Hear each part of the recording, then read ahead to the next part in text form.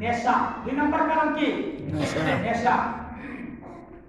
3 নম্বর কারণ হলো মাতা পিতার অবাধ্যতা হওয়া। আজকে আমাদের সমাজে মাতা পিতার অবাধ্যতা আছে না? আছে কি না? মাতা পিতার অবাধ্যতা হওয়া, এটা আমাদের সমাজে এরকম ভাবে এটা ফেতনা, এটাকে আমরা একবারে ইজি নিয়ে নিয়েছি, নিয়ে নিয়েছি, খুব স্বাভাবিক বিষয় নিয়ে নিয়েছি। আমরা মাতা পিতার অবাধ্যতা হওয়া, মাতা পিতার সাথে উচ্চ সুরে কথা বলা, এটা আমরা বর্তমান জামানার মধ্যে এটা একটা ফ্যাশন হিসেবে নিয়ে নিয়েছি। এটা আমরা অবাধ্যতা, আমরা যে মাতা পিতার অবাধ্যতার সন্তান, অবাধ্যতা মাতা পিতার সন্তান, আমরা মাতা পিতার কি সন্তান? অবাধ্যতার সন্তান। এটা আমার বুঝেও আসে না। আমি মনে করতেছি যে আমি তো খুব স্মার্ট, কে আমি খুব আধুনিক, আমি আমার মা বাবাকে শাসন করতে পারি, আমার মতো কে আছে? এরকম আছে না? ব্যবসা আমার মধ্যে আছে যে আমি আমার মাকে শাসন করতে পারি, আমি আমার বাবাকে শাসন করতে পারি। এটা নিজেকে খুব গর্ব হিসেবে মেনে নেই। এটাই হলো মা বাবার অবাধ্যতা। এটা কি?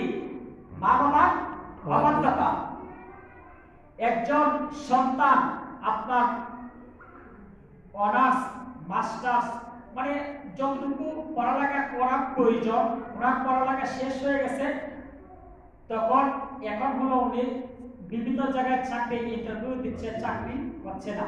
তখন প্রতিদিন ওনার বাবা, আপনার সবাই মনোযোগ আছে, এটা কিন্তু শিক্ষণীয় বিষয় বলছি, প্রতিদিন ওনার বাবা ওনাকে বিভিন্ন কাজের জন্য ভুল ধরে, বিভিন্ন কাজের জন্য কি ধরে?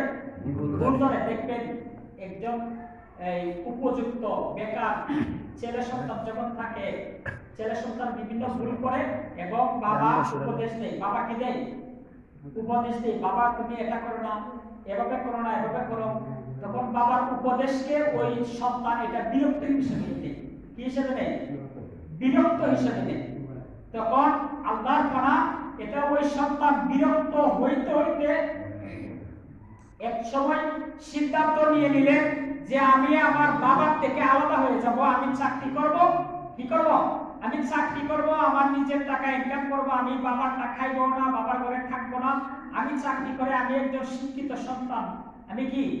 আমি একজন শিক্ষিত, আমি পড়ালেখা শেষ করছি, আমি চাইলে এখন চাকরি করতে পারবো। এই বাবার মায়ের এই কেডার ফেডার এগুলো শোনার আমার খুব বেশি প্রয়োজন নাই। আমি বাসা থেকে বের হয়ে আমি টাউন বন্দরে থাকবো, এখানে একটা বাসা করবো, তো বিয়ের সময় হলে বিয়ে করব, তখন আমি বাবার থেকে আলাদা হয়ে যাব। তখন উনি কি করলো? শহরের বাড়িতে গেলেন, গিয়ে চাকরির ইন্টারভিউ দিতে গেলেন। চাকরির কি দিতে গেলেন? ইন্টারভিউ দিতে গেলেন। চাকরির যখন ইন্টারভিউ দিতে গেলেন, যিনি অফিসার উনি 3 তলা অথবা 4 তলার মধ্যে বসেছেন, আর যিনারা ইন্টারভিউ দিচ্ছেন ওনারা নিচতলার মধ্যে অবস্থান নিচ্ছেন। যখন ইন্টারভিউ একজন নেওয়া হয়, ওইখান থেকে কি আসে? এলান হয়, দ্বিতীয় জন আবার নিচতলা থেকে 3 তলা অথবা 4 তলায় ওঠে। তখন ওই যুবক ওই সবার লাইনের মধ্যে কি বসলেন? সর্বশেষ হলো ওই যুবকটা। সর্বশেষ কি? ওই যুবক। সবাই যখন শেষ ইন্টারভিউ দিতেছেন, কারো হইতেছে না, কারো কি না হইতেছে না, তখন ওই কারো যখন হইতেছে না, তখন ওই যুবক একটু মনমনা হয়ে গেছে, কেউ হইতেছে না, আমার কি হবে? তখন উনি, সবাই তো এখান থেকে চলে গেছে, উনি দেখতেছে এতক্ষণ যে বসছে মানুষ, এই পেন চলতেছে, কি চলতেছে? পেন চলতেছে। তখন ওনার মাথার মধ্যে আসলো, হ্যাঁ আমার বাবা তো আমাকে শিক্ষা দিয়েছিল অপচয় করা ভালো না, অপচয় করা ভালো না। ওই যে বাবা যে শিক্ষা দিয়েছিল, হে বাবা পেন অযথা চলতেছে, অপচয় হচ্ছে, লাইট অযথা চলতেছে, এটা অপচয় হচ্ছে, এই বাবার যে শিক্ষাটা এটা ওনার মাথার মধ্যে আসলো। উনি সমস্ত পেনগুলা বন্ধ করে দোতলার মধ্যে গেছে।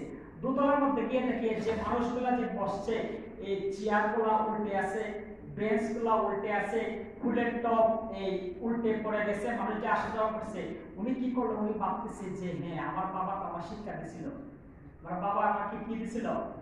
শিক্ষা দিছিল, হে বাবা এভাবে নয় এভাবে করো। ইসলামে কি সৌন্দর্যতা আছে না?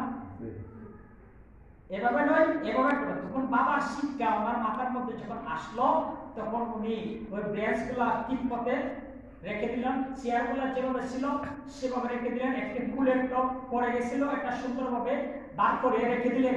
তখন উনি তৃতীয় তলায় গেল, তখনও কিছু এলোমেলি দেখলো, তখন বাবার ওই শিক্ষণীয় বিষয়গুলো আসলো, তখন ওইগুলা কি করলো, ঠিক করে দিল। যখন তিনি অফিসের মধ্যে যখন প্রবেশ করছেন, যিনি অফিসার উনি বলতেছে যে আপনার ফাইলগুলো এখানে রাখেন। তো বলতেছে ফাইলগুলো এখনো দেখে নাই, ফাইলগুলো কি নাই, এখনো দেখে নাই। বলতেছে আপনি কত টাকা স্যালারি হলে আপনার পোষাবে, কত টাকা স্যালারি হলে আপনার পোষাবে, আপনি কবে থেকে চাচ্ছেন চাকরিতে জয়েন করবে।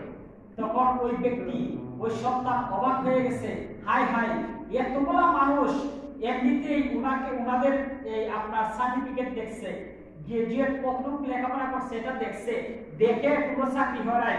আমি ওনার সামনে ফাইলগুলো রাখলাম, আমার ফাইল খুলে দেখেও নাই, কিন্তু বলতেছে আমি কবে থেকে চাকরিতে জয়েন করব, বলতেছে যে আমার কত টাকা বেতন হলে আমার পোষাবে। হাই হাই, তখন বললেন স্যার আপনি তো আমার ফাইল খুলে নাই, দেখেও নাই। তখন ওই স্যার কি বললেন জানেন? স্যার বলতেছে হে বেটা, তোমার ফাইল কি আমি কি দেখবো? তোমার ফাইল তো তুমি যখন নিচতলা থেকে তিনতলায় যখন উঠছো, তোমার ফাইল আমি সিসি ক্যামেরার মধ্যে দেখে নিয়েছি। সুবহানাল্লাহ। তোমার ফাইল, তোমার দৈনন্দিন জীবনে তোমার মা, তোমার বাবা তোমাকে কিভাবে শিক্ষা দিয়েছে, এই ফাইল আমি দেখে নিয়েছি সিসি ক্যামেরার মধ্যে। সুবহানাল্লাহ। বুঝতে পারছেন? আমরা মা বাবার অবাধ্যতা হয় না? মা বাবার অবাধ্যতা হয় না? বুঝতে পারছেন আমি কোন দিকে বলতেছি? যুবক বুঝতে পারছেন ভাইরা? এখান থেকে শিক্ষা নেন। তখন ওই সন্তানের বুঝে আসলো, হাই হাই, আমি এত বছর ক্লাস 1 থেকে শুরু করে আমি metric, IA, BA, honours, masters শেষ করে ফেললাম, এই সার্টিফিকেট ভুয়া হয়ে গেল। আমার বাবার দৈনন্দিন যে আমাকে শিক্ষা দিয়েছিলেন, যে শিক্ষা গ্রহণ করার জন্য আমি বৃত্ত হয়েছিলাম, সেই শিক্ষাই আমাকে চাকরি দিয়ে দিয়েছে। বুঝতে পারছেন? তো মা বাবার আদর করা চাই কিনা আমরা? চাই। নাকি মা বাবার অবাধ্য হলে ডিপ্রেশন হব? না। তৃতীয় নম্বর হলো মুসলমানদেরকে কষ্ট দেওয়া। তৃতীয় নম্বর কি? মন্দ মৃত্যুর কারণ হলো চারটা। এক নম্বর হলো কি? নামাজে অলসতা করা। 2 নম্বর হলো মদ পান করা, নেশা করা। 3 নম্বর পিতা মাতার অবাধ্যতা হওয়া। মুসলমানদেরকে কষ্ট দেওয়া।